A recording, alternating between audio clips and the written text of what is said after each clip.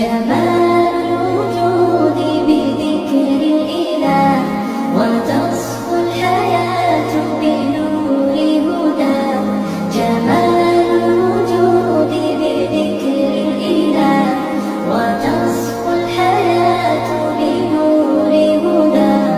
وتطلب نفس له طاعة ويبلغ سعد إلى منتهى. فؤاد شغوف إلى ربه أحب رضاه أحب لقاه. يظل يجيء